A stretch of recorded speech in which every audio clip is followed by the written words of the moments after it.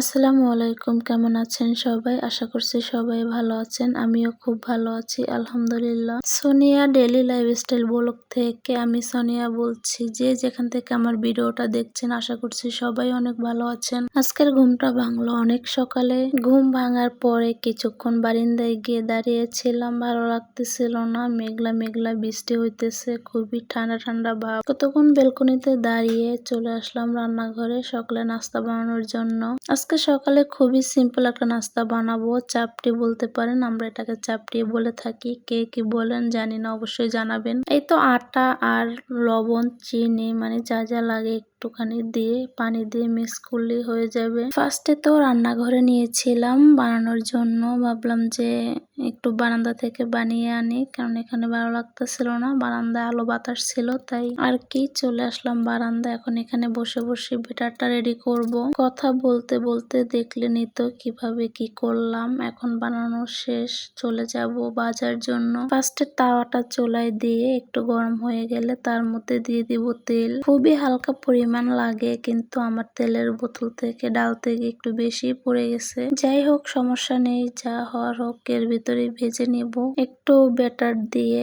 পর এটা দিয়ে আমি করে দিব। আমি বেশিরভাগ হাত দিয়ে করি, ছড়িয়ে দিই, তাহলে ভালো হয় আমার কাছে। হাত দিয়ে দিলে হয় কি অনেকটা পাতলা হয়, আর পাতলাটাই বেশি ভালো লাগে, তাই আমি হাত দিয়ে দিয়ে থাকি সব সময়। আর এটার বিশেষ একটা কারণ হলো, এটা হতে বেশিক্ষণ টাইম লাগে না, জাস্ট 2 মিনিট চুলায় দিলে সাথে সাথে হয়ে যায়, অনেক কম সময় লাগে। সেই জন্য আমি এটা মাঝে মধ্যেই করে থাকি। আগে একটা তুলে আমার মেয়েকে দিছি খাওয়ার জন্য, খাইতেছে। পরে এগুলো এখন বানিয়ে আমরা সবাই খাবো। নাস্তা বানানো শেষ হয়ে গেলে আমি চুলার সাইডে কিছু মশলার কৌটা ছিল খালি, সেগুলো ধুয়ে পানি ঝরাতে দিয়ে দিব। পানি ঝরাতে দিয়ে রুমে এসে খাওয়া দাওয়া করলাম। খাওয়া দাওয়া শেষ, সেটাতে আর ভিডিও করিনি, যেহেতু সকালে উঠেছি আমি অনেক আগে, ওরা কেউ ওঠে নাই, সেজন্য বিছনাটা এলোমেলোই ছিল। এখন আর কি বিছনাটা গুছিয়ে নিব। আজকে বিছানার চাদরটা তুলে ফেলবো, কালকে মেয়ে শিশু করে দিয়েছিল, তো আর তোলা হয়নি, যেহেতু রাতের বেলা তাই সেভাবেই ঘুমিয়ে গেছি। এখন সকালবেলা ভাবলাম চেঞ্জ করে ফেলি। কিছুদিন আগে পর্দাগুলো ধুয়ে রেখেছিলাম, টানাইনি, আজকে ভাবলাম জ্বালানায় লাগিয়ে দিই, অনেকদিন তো এভাবে ছিল, তাই আর কি এক এক করে জ্বালানাগুলো পর্দাটা দিয়ে দিলাম। পর্দা ছাড়া জ্বালানার সৌন্দর্য একদমই লাগে না। এই তো আমার পর্দার কাজ শেষ, এখন চলে আসলাম ঘর একটু ক্লিন করতে, কারণ এগুলো অনেকদিন হয়েছে মুছা হয় না, প্রায় সপ্তাহখানেক। আজকে ভাবলাম হাতে কিছু সময় আছে, তাই এগুলাকে একটু পরিষ্কার করি, মোছামুছি করি। এই মেশিনটা মুছতে গেলে আমার অনেক মায়া লাগে, এটা আমার অনেক দিন আগের একদম ছোটবেলাকার বন্ধু বলতে পারেন। এখন আর সেভাবে কাজ করাই হয় না, খুব কম, মাঝে মধ্যে একটু মানে অনেক অলসতা লাগে এটাই বসতে। এই তো মোছামুছির কাজ শেষ, ঘরটাকে ঝাড়ু দিয়ে নেব। এই ঘরটাতে এতটা ময়লা হয়, কারণ একদম রাস্তার পাশে, খুবই ময়লা ধরে এই ঘরটাতে। যাই হোক, ঘরটা ঝাড়ু দিয়ে আবার চলে আসলাম রান্না করার জন্য। কি রান্না করব সেটাই ভাবতেছিলাম, হঠাৎ বাহিরে বৃষ্টি পড়তেছে, তাই মনে হলো যে একটু খিচুড়ি করি, সেটাই ভালো হবে। আমাদের বাসার সবাই খিচুড়ি অনেক পছন্দ করে, তাই ভাবলাম এটাই করি, সবাই এটা মজা করে খাবো। মশলার কৌটোগুলোর পানিগুলো ঝরে গেছে, এখন মশলাগুলো এক এক করে নিয়ে নিব। রান্নার আগে সবকিছু গুছিয়ে নিচ্ছি, তো যেটা যেখানে ছিল সেটা সেখানে সেট আপ করে নিচ্ছি, এক এক করে সাজিয়ে নিচ্ছি। রান্নার আগে গুছিয়ে নিলে অনেকটাই সাহায্য হবে রান্না করার জন্য, এলোমেলো থাকলে রান্না করতে ভালো লাগে না। তো যেটা বলছিলাম, খিচুড়ির সাথে আমরা তেমন কিছুই করি না, খুবই নর্মাল ভাবে একটু খিচুড়ি করি, আর একটা ভর্তা, একটা বা দুইটা আজকে বানালাম। এটা কি বলেন তো, কিসের ভর্তা বানাবো? আমি বলে দিচ্ছি, এটা বাদামের ভর্তা বানাবো। বাদামের ভর্তাটা দেখতে কিন্তু অনেক মজা হয়েছে, খেতেও মজা হয়েছে। যাকে দেখতে ভালো তাকে খেতেও নাকি ভালো লাগে, তাই আর কি। এই তো খাওয়া দাওয়া শেষ, দুপুরে রান্না বান্নাও শেষ, খাওয়া দাওয়া শেষ। তারপরে আর কি, এটা হলো সন্ধ্যা বেলা, ঘরে কিছু জিনিসপাতি এনেছিল দরকারি আর কি, বিস্কিট এটা ওটা যা যা লাগে আর কি, টুকিটাকি সেই সব জিনিস। তো আমি এক এক করে সেগুলো সব গুছিয়ে রাখতেছি, আর মানে বের করে করে দেখতেছি কি কি এনেছে। আর অনেক কিছুই এনেছি সেগুলো ভিডিও করিনি। সবগুলো ডিব্বার ভিতরে রেখে এখন যেখানে রাখার সেখানে রেখে দিব। এরই মধ্যে ভাবলাম হাতে সময় আছে তাই ফুলগুলো একটু ধুয়ে ফেলি। রান্নার জন্য কাটাকাটি মাই করবে রাতে রান্নার জন্য, তাই আমি ফুলগুলো সবগুলো তুলে বেসিংয়ে নিয়ে ভিজিয়ে রাখবো একটু হালকা গরম পানি আর ফুল পাউডার দিয়ে কিছুক্ষণ ভিজিয়ে রেখে তারপরে ধুয়ে ফেলবো। এই তো আমার ধোয়া ধুই শেষ, পানি ঝরানোর জন্য রেখে দিয়েছি। পানি ঝরে গেলে আবার লাগিয়ে ফেলবো।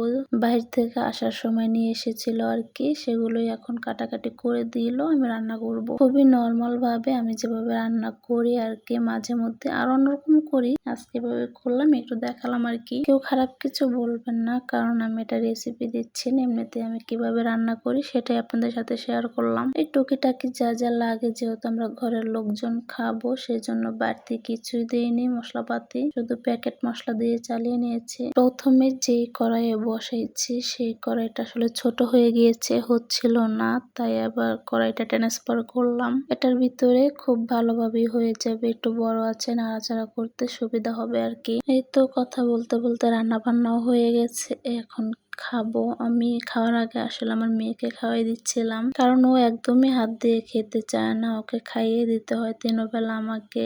ওকে যখন বলি যে আম্মু তুমি হাত দিয়ে খাও, বলে যে না ভালো লাগে না, বা হাত দিয়েও খায়ও না, একটা দুইটা খাইয়ে ফালাইয়া রাখে, তাই একটু কষ্ট করে আমি খাইয়ে দিই। এটা একটা বদ অভ্যাস হয়ে যাচ্ছে, আস্তে আস্তে ঠিক করে ফেলবো। তো খাওয়া দাওয়া শেষ করে ঘুমিয়ে গিয়েছিলাম। এটা হলো পরদিন সকালবেলা, উঠেই অনেক কাজ করেছি, সেগুলো আর ক্যামেরা ধরিনি।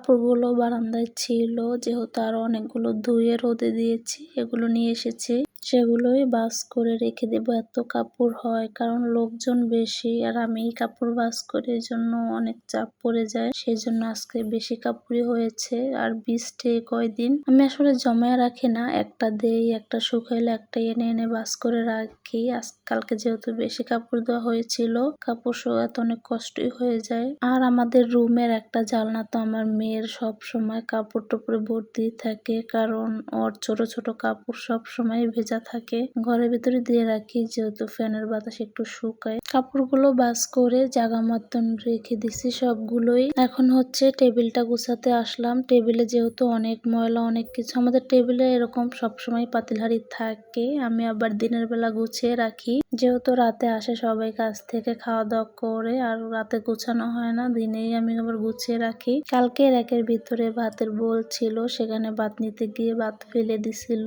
সেটা পরিষ্কার করা হয়নি। আজকে ভাবলাম পরিষ্কার করে রেখে দেই, সেগুলো রাখা হয়নি। আজকে আমি এখন রেখে দিব, বোটা ভেঙে ধুয়ে পানি ঝরা দিয়ে তারপর রাখবো, যেহেতু ভালো থাকে, নিয়ে ডিলেট ব্যবহার করতে পারি আর ধুইতে না হয়। তারপরে করলা এনেছিল কালকে, আবার কিছু কাঁচামরিচ, এই সমস্ত কাজ শেষ করে এখন চলে আসলাম ফুল গাছগুলোকে ঠিক করার জন্য।